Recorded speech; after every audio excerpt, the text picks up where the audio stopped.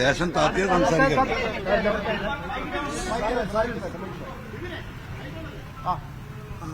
ഇന്നലെ party secretary കണ്ടു കഴിഞ്ഞു, എന്താണ് പ്രതികരിക്കാനുള്ളത്? അല്ല, പാർട്ടി സെക്രട്ടറിയെ കാണും ഇന്നലെ തന്നെ പറഞ്ഞതാണല്ലോ. ആ പറഞ്ഞതിന്റെ അടിസ്ഥാനത്തിൽ ബഹുമാനപ്പെട്ട മുഖ്യമന്ത്രിക്ക് കൊടുത്ത അതേ പെറ്റീഷൻ ബഹുമാനപ്പെട്ട പാർട്ടി സെക്രട്ടറിക്ക് കൊടുത്തു.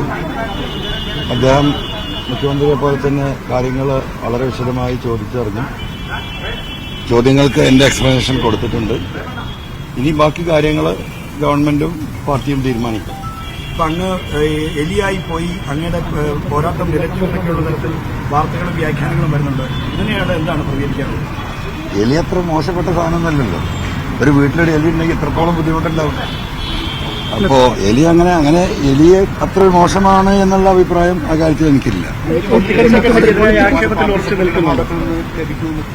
എങ്ങനെ മാറ്റാനോ അല്ലെങ്കിൽ പൊളിറ്റിക്കൽ സെക്രട്ടറി മാറ്റാനോ തയ്യാറായിട്ടില്ല. പാർട്ടി തലത്തിൽ ഇങ്ങനെ ഒരു പരാതി കൊടുക്കുമ്പോൾ അതുകൊണ്ട് ഗുണം ഉണ്ടാകുമെന്ന് അല്ല, എനിക്കതിൽ പറയാനുള്ളത് ഇപ്പൊ വലിയ വാർത്ത ഇപ്പൊ 2 ദിവസമായിട്ട് കീഴടങ്ങി പൊങ്ങി മുങ്ങി എന്നൊക്കെ ഉണ്ട്. അത് നടക്കട്ടെ. ഇപ്പൊ എലിയായി പോയി, അതിലൊന്നും എനിക്ക് കുഴപ്പമില്ല. അപ്പൊ എലിയായാലും പൂച്ചയായാലും ഞാൻ ഉയർത്തിയ എന്റെ വിഷയങ്ങളുമായിട്ട് ഈ പൊതുസമൂഹത്തിന് മുന്നിലുണ്ടാകും. അതിൽ ഒരു തർക്കവും നിങ്ങൾ കരുതണ്ട. പിന്നെ ഇപ്പൊ നിങ്ങളുടെ ചോദ്യം ഇന്നലെയും ചോദിച്ചു, ADGPയെ മാറ്റി നിർത്തണോ? ഞാൻ അപ്പോഴും പറഞ്ഞ ഉത്തരം എന്താ? അത് ഗവൺമെന്റും മുഖ്യമന്ത്രിയുമാണ് അത് തീരുമാനിക്കേണ്ടത്. ഇപ്പൊ പാർട്ടിക്കും ആ കാര്യങ്ങൾ കൊടുത്തിട്ടുണ്ട്. സ്വാഭാവികമായും ഈ പാർട്ടിയെക്കുറിച്ച് നിങ്ങൾ എന്താ മനസ്സിലാക്കിയത്? ഇതൊരു അന്തസ്സുള്ള പാർട്ടിയാണ്, അന്തസ്സുള്ള ഗവൺമെന്റാണ്, അന്തസ്സുള്ള മുഖ്യമന്ത്രിയാണ്. ആ അന്തസ്സുള്ള മുഖ്യമന്ത്രി, അന്തസ്സുള്ള ഗവൺമെന്റ്, അന്തസ്സുള്ള പാർട്ടി, അവരുടെ മുന്നിലാണ് എന്റെ പെറ്റീഷൻസ് ഞാൻ കൊടുത്തിട്ടുള്ളത്. ജനങ്ങളുടെ മുന്നിലാണ് ഈ കാര്യങ്ങൾ ഞാൻ തുറന്നു പറഞ്ഞിട്ടുള്ളത്. അങ്ങനെയുള്ളൊരു സാഹചര്യത്തിൽ ഒരു കാര്യം, ഒരു സൂചന പറയുകയാണെങ്കിൽ, ഹെഡ്മാസ്റ്ററെ കുറിച്ചൊരു പരാതി വന്നു.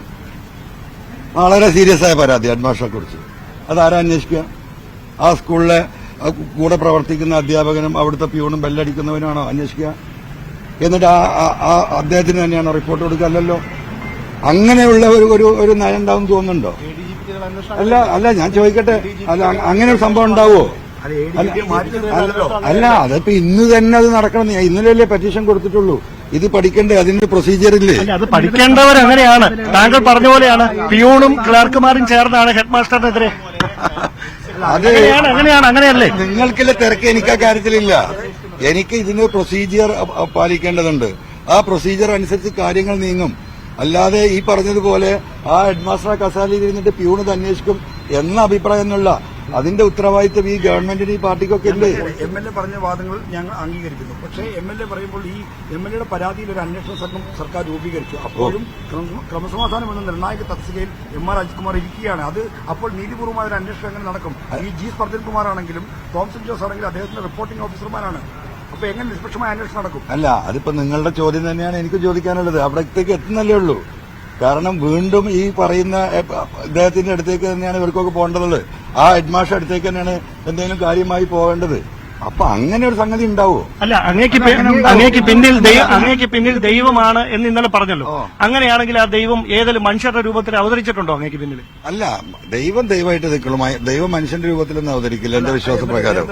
മനസ്സിലായോ? അപ്പൊ അതിന്റെ വഴിക്ക് പോകും. അദ്ദേഹം അങ്ങനെയാണ് ഈ റിപ്പോർട്ടിംഗ് ഓഫീസർമാർ അടുത്തേക്ക് തന്നെയാണ് അവർക്ക് പോകേണ്ടത്. അപ്പൊ അങ്ങനെ സാഹചര്യം നിൽക്കുമെന്നാണ് ഞങ്ങൾ ചോദിക്കുന്നത്. ഞാനും ചോദിക്കുന്നതാണ്, അങ്ങനെ ഉണ്ടാവുമോ? പരിഹാരം വേണ്ടേ? അല്ല, അത് പരിഹരിക്കണല്ലോ. അതിന് പരിഹാരം ഉണ്ടാവണ്ടേ? അല്ല, അത് പഠിക്കട്ടെ എന്ന്. അങ്ങനെ ഉണ്ടാവോ? മുഖ്യമന്ത്രിയുടെ പൊളിറ്റിക്കൽ സെക്രട്ടറിയുമായി ബന്ധപ്പെട്ട് ചില ആക്ഷേപങ്ങൾ ഉയർത്തി. എങ്ങനെ? അങ്ങ് മുഖ്യമന്ത്രിയുടെ പൊളിറ്റിക്കലുമായി സെക്രട്ടറിയുമായി ബന്ധപ്പെട്ട് ചില വിമർശനങ്ങൾ പറഞ്ഞു. അതായത് ഈ അജിത് കുമാറിനെയും അല്ലെങ്കിൽ ശ്രീദാസിനെയും ഒക്കെ ഈ നിയന്ത്രിക്കുന്നതിലുള്ള പോരായ്മ. ഇത് പറയേണ്ട ഏറ്റവും അനുയോജ്യമായ സ്ഥലമാണ് ഇപ്പോൾ അങ്ങ് കണ്ടുവന്നിറങ്ങിയ സ്ഥലം. കാര്യം അതൊരു രാഷ്ട്രീയ നിയമനമാണ് പൊളിറ്റിക്കൽ സെക്രട്ടറി. അപ്പോൾ ഇവിടെ നിന്ന് എന്തെങ്കിലും ഉറപ്പ് ലഭിച്ചിട്ടുണ്ടോ? ഇല്ല, ഞാൻ കാര്യങ്ങൾ പറഞ്ഞിട്ട് എനിക്കൊരു ഉറപ്പ് എവിടെ നിന്നും ലഭിച്ചിട്ടില്ല. നീതിപൂർവമായ ഒരു അന്വേഷണം ഈ വിഷയത്തിൽ നടക്കുമെന്നും കുറ്റവാളികള് ശിക്ഷിക്കപ്പെടുമെന്നും ആ കുറ്റം ചെയ്തവർ അതിന് അനുസൃതമായ ശിക്ഷയ്ക്ക് വിധേയമാകുമെന്ന് തന്നെയാണ് ഞാൻ ഇപ്പോഴും വിശ്വസിക്കുന്നത്. അല്ല, അത് പാർട്ടി സെക്രട്ടറിയോട് പറഞ്ഞ കാര്യങ്ങൾ ഇപ്പൊ ഇവിടെ പറയണ്ടല്ലോ. ഇന്നലെ അതേ പരാതിയാണ് ഇന്നലെ മുഖ്യമന്ത്രിക്ക് MLA ഒരു വിസിൽ ബ്ലോവർ ആയിട്ട് ധാരാളം പാർട്ടി പ്രവർത്തകർ നേതാക്കന്മാർ ഉന്നയിക്കാൻ ആഗ്രഹിച്ച പല വിഷയങ്ങളും ഇപ്പോൾ തുറന്നു പറഞ്ഞിട്ടുണ്ട്. അപ്പോൾ ആ തുറന്നു പറഞ്ഞത് ഒരു ഫലം കാണും എന്ന പ്രതീക്ഷയാണോ? കാരണം അങ്ങ് പാർട്ടി സംവിധാനത്തിൽ വണ്ടി പോട്ടെ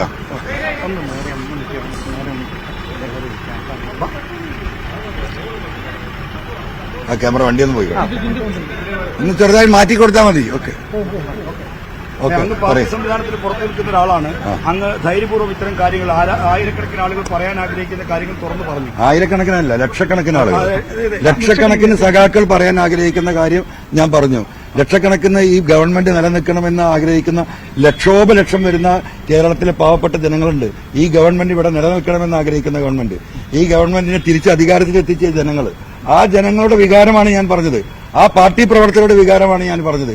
അതിനെ തള്ളിക്കളയാൻ കഴിയുമെന്ന് ഞാൻ വിശ്വസിക്കുന്നില്ല. അല്ല, മുഖ്യമന്ത്രിക്ക് വീഴ്ച സംഭവിച്ചിട്ടുണ്ടോ ഇവരെ നിയന്ത്രിക്കുന്നതിൽ? ഒരിക്കലും വീഴ്ച സംഭവിച്ചിട്ടില്ല. അദ്ദേഹത്തിന് വിശ്വസിച്ചേൽപ്പിച്ചവർ ആ വിശ്വാസ്യത നിറവേറ്റില്ല. വിശ്വസിച്ചേൽപ്പിച്ചവനെ എപ്പോഴും ചതിക്കാം. അതിന് ആ വിശ്വസിച്ചേൽപ്പിച്ചവനല്ല അതിന് ഉത്തരവാദി.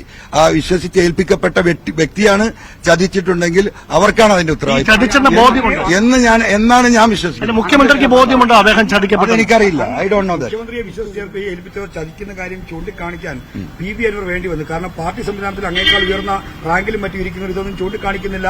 കുറ്റകരമായ ഒരു മൗനമല്ലേ അപ്പോൾ അവർ ഇക്കാലം? അല്ല, അവർക്ക് ഇതിനെപ്പറ്റി അത്ര ഡീറ്റെയിൽഡ് അറിയുന്നുണ്ടാവില്ല. അവരിതിനെക്കുറിച്ച് അത്ര ഡീറ്റെയിൽഡ് ആയിട്ട് അന്വേഷിച്ചിട്ടുണ്ടാവില്ല. ഞാൻ അത്രയും ഡീറ്റെയിൽഡായി അന്വേഷിച്ച് ജനങ്ങളുടെ വികാരം, എന്റെ പാർട്ടി പ്രവർത്തകരുടെ വികാരം എല്ലാം കണ്ടുകൊണ്ട് നിൽക്കുകയാണ്. എന്തുകൊണ്ട് ഈ പോലീസ് ഇങ്ങനെ, എന്തുകൊണ്ട് ഈ പോലീസ് ജനങ്ങളെ ഇങ്ങനെ നിരന്തരമായി ഉറപ്പിക്കുന്നു? എന്താണ് ഇതിന് കാരണം? എന്തുകൊണ്ട് തൃശൂർ പൂരം കലക്കുന്നു? എന്തിന് ബഹുമാനപ്പെട്ട മുഖ്യമന്ത്രി പങ്കെടുത്ത ചടങ്ങിൽ അലങ്കോലപ്പെടുത്തിയവർ അങ്ങനെ അലങ്കോലപ്പെടുത്തിയിട്ടുള്ള ഒരു അക്രമികളാണെന്ന് ബഹുമാനപ്പെട്ട മുഖ്യമന്ത്രി പറയുമ്പോൾ, അത് മുഖ്യമന്ത്രി പറഞ്ഞു കഴിഞ്ഞ ഒരു മണിക്കൂർ കഴിയുമ്പോൾ സഖാക്കൾക്കെതിരെ കേസെടുക്കുന്നു. ഇങ്ങനെ ഒരു വൃത്തികെട്ട പോലീസ് അങ്ങനെ അങ്ങുണ്ടാകുമോ കേരളത്തിൽ? ആ അന്വേഷണമാണ് ഇന്നിവിടെ എത്തിച്ചിട്ടുള്ളത്. അതുമായി ഞാൻ മുന്നോട്ട് പോകും. അതിൽ യാതൊരു തർക്കവുമില്ല. അല്ല, അത് നിങ്ങൾ പറഞ്ഞോ കീഴടങ്ങും. PV അൻവർ ഈ ദൈവത്തിനെ കീഴടങ്ങുള്ളൂ, പിന്നെ ഈ പാർട്ടിക്ക് കീഴടങ്ങുള്ളൂ. നിങ്ങൾ ആര് വിചാരിച്ചിട്ടും ഈ ലോകത്തെ ജനം മുഴുവൻ ഒത്തൊരുമിച്ച് നിന്നിട്ടും എന്നെ കീഴടക്കാൻ കഴിയുമെന്ന് നിങ്ങൾ വിചാരിക്കണ്ട. അത് നടക്കണ കാര്യമല്ല. അല്ല, നിങ്ങളത് വിചാരിക്കണ്ട, നടക്കൂല. പൊതുവെ ആളുകൾക്ക് അഭ്യർത്ഥിക്കാവുന്ന തരത്തിലാണ്. കാരണം പാർട്ടി പ്രവർത്തകർക്ക് അങ്ങ് പറഞ്ഞ ലക്ഷക്കണക്കിന് പ്രവർത്തകരുടെ വികാരമാണ് പറഞ്ഞത്. അപ്പോൾ ഇതിന്റെ ഫലം കൂടി ഉണ്ടാകട്ടെ. ഈ പോരാട്ടം വിജയിക്കും. ഇത് തുടങ്ങിയിട്ടല്ലേ ഉള്ളൂ. തുടങ്ങുമെന്ന് വിപ്ലവം ഉണ്ടാവരെങ്ങനെയാ? നിങ്ങളൊക്കെ ചരിത്രം പഠിച്ചവരാണല്ലോ. വിപ്ലവം എങ്ങനെയാ ഉണ്ടാവുന്നത്? അത് എഴുതി വെച്ചൊരു സംഘടന ഉണ്ടാക്കി, ഒരു സംവിധാനം ഉണ്ടാക്കിയിട്ടല്ല ഉണ്ടാവാറ്. അത് വിപ്ലവം ഒരു ജനകീയ മുന്നേറ്റമാണ് ഉണ്ടാകുന്നത്. അതൊരു വിപ്ലവമായി മാറി മറ്റൊരു രൂപത്തിലേക്ക് രൂപാന്തരപ്പെടുക ചെയ്യുക. ഇത് ഈ അഴിമതിക്കെതിരെ, ഈ അക്രമത്തിനെതിരെ, ഇവിടെ ജനങ്ങൾ ആഗ്രഹിക്കുന്ന ഈ ഗവൺമെന്റിനെ തകർക്കാൻ ശ്രമിക്കുന്ന ഒരു ലോബിക്കെതിരെയുള്ള ഒരു വിപ്ലവമായി മാറും. അതിന് യാതൊരു തർക്കവുമില്ല. ഒരു കൊട്ടാര വിപ്ലവമാണ്. അല്ല, അത് കൊട്ടാരത്തിലാണോ കുടിലാണോ നമുക്ക് നോക്കാം. ഒരു കാര്യം, ഈ ഓയൂരിൽ ഒരു കുട്ടിയെ തട്ടിക്കൊണ്ടുപോയ സംഭവം അതിലേക്കൊന്നും ഞാനില്ല. അതൊക്കെ നിങ്ങൾ അന്വേഷിക്കുക, അതിന്റെ വഴിക്ക് പോകുന്നുണ്ട്. ഞാൻ ഫോക്കസ് ചെയ്ത കുറച്ച് കാര്യങ്ങളുണ്ട്. ആ ഫോക്കസിൽ നിന്ന് ഞാൻ ഇപ്പൊ തൽക്കാലം മാറാൻ തയ്യാറല്ല. മാറേണ്ട അതിന്റെ ജോലി കഴിയുമ്പോൾ നമുക്ക് അപ്പം ആലോചിക്കാം. നിങ്ങൾക്കൊക്കെ പോയി അന്വേഷിക്കാലോ. MR അജിത് കുമാറും PCCക്കെതിരെ ഉന്നയിച്ച ആരോപണങ്ങൾ, കുറച്ച് തെളിവുകളും പുറത്തു വന്നു. ഏതാണ്ട് വളരെ കുറച്ച് പറഞ്ഞു. ഇനിയും ഒട്ടേറെ തെളിവുകൾ MLAയുടെ പക്കലുണ്ട്. അത് പുറത്തുവിടേണ്ട സാഹചര്യമായോ? കാരണം ഇവരെ നിലനിർത്തിക്കൊണ്ടാണ്. അല്ല, ഇപ്പൊ ഇന്നലെയൊക്കെ നിങ്ങളുടെ ചർച്ചയും ചില ആളുകൾ പറയുന്നതൊക്കെ കേട്ടാൽ MLA അന്വേഷിക്കണം, MLA സാക്ഷികളെ കൊണ്ടുവരണം, MLA തെളിവുകൾ കൊണ്ടുവരണം, MLA വരെ അറസ്റ്റ് ചെയ്യണം, MLA വരെ ജയിലിലാക്കിയിട്ടില്ല, MLA മുങ്ങി. ഇതല്ലേ എന്താ ചെയ്യാൻ പറ്റും? ഞാൻ കൊടുത്തത് തെളിവുകളുടെ സൂചനാ തെളിവുകളാ. അത്ര കൊടുക്കാൻ കഴിയൂ. ആ തെളിവുകളിലേക്കുള്ള സൂചനാ തെളിവുകൾ അത് അന്വേഷിക്കേണ്ടത് ഈ ഏജൻസികളാണ്. ഇൻവെസ്റ്റിഗേഷനാണ് നടത്തേണ്ടത്. ആ ഘട്ടത്തിലാണ് എന്തെങ്കിലും കൊടുക്കാൻ ബാക്കി കഴിയുള്ളൂ. ഇവരൊക്കെ പിടിച്ച് അന്വേഷിച്ച് ജയിലിലാക്കിയിട്ട് ഞാനങ്ങോട്ട് പോയാൽ ഞാനാര്? ഇംഗ്ലീഷ് സിനിമയിലൊക്കെ കാണുന്ന പോലെ. ഈ ഉദ്യോഗസ്ഥ സുജിത് ദാസിനും അജിത് കുമാറിനുമെതിരെ നടപടി സ്വീകരിക്കാൻ കഴിയാതെ പോകുന്നത് ഭയപ്പെട്ടിട്ടാണെന്ന് തോന്നുന്നുണ്ടോ? ഇല്ല, ഒരിക്കലും ഇല്ല. നടപടിയെടുക്കേണ്ട സമയത്തേക്ക് എത്തുന്നല്ലേ ഉള്ളൂ. ഇതിനൊരു നടപടിക്രമമില്ലേ? ആ നടപടിക്രമമില്ലാതെ ഇപ്പൊ ഇങ്ങനെ ഒരു സ്റ്റേറ്റ്മെന്റിന് പോലുള്ള സുജിത് ദാസ് ഒരു ഉദാഹരണം എടുക്കാം നമുക്ക്. അദ്ദേഹത്തെ സസ്പെൻഡ് ചെയ്തു. അദ്ദേഹം പോയി ഹൈക്കോടതി പോയി ഒരു സ്റ്റേ വാങ്ങിയാൽ, അല്ല ഞാൻ ചോദിക്കട്ടെ, സസ്പെൻഡ് ചെയ്ത അദ്ദേഹം ഒരു സ്റ്റേ വാങ്ങിച്ചാൽ, അങ്ങനത്തെ എത്രയോ സംഭവങ്ങൾ കേരളത്തിൽ ഉണ്ടായിട്ടില്ലേ? അദ്ദേഹത്തെ സസ്പെൻഡ് ചെയ്യണമെങ്കിൽ ഒരു നടപടിക്രമം പാലിക്കണം. പക്ഷേ ചുമതലയിൽ നിന്ന് MR അജിത് കുമാറിനെ ക്രമസമാധാന ചുമതല മാറ്റുന്നതിന് ഈ നടപടി ഒരു എക്സിക്യൂട്ടീവ് ഓർഡർ കൊണ്ട് മാത്രം സാധിക്കുമല്ലോ. സാധിക്കുമായിരിക്കാം. എനിക്കതിനെക്കുറിച്ച് അത്ര പ്രൊഫഷണലായിട്ട് ലീഗലായിട്ട് അതിനെക്കുറിച്ച് എനിക്കറിയില്ല. അപ്പോ ഞാനതാ പറഞ്ഞത്, ഒരു ഹെഡ് മാസ്റ്ററെ കുറിച്ചുള്ള പരാതി അവിടെ സൂചിപ്പിച്ചല്ലോ. അങ്ങനെ ഉണ്ടാവുമോ?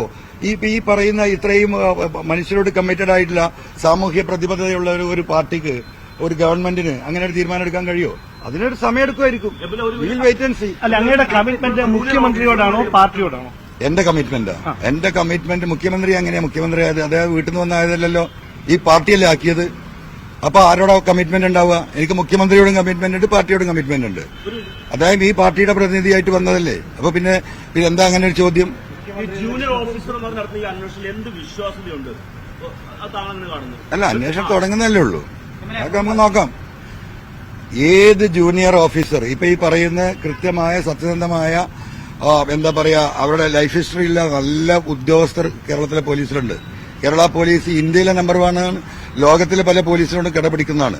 അത്തരത്തിലുള്ള ഉദ്യോഗസ്ഥന്മാരായിരിക്കണം ഈ കേസ് അന്വേഷിക്കേണ്ടത്. അല്ലെങ്കിൽ ഞാൻ കള്ളനായി പോകും. മനസ്സിലായില്ലേ?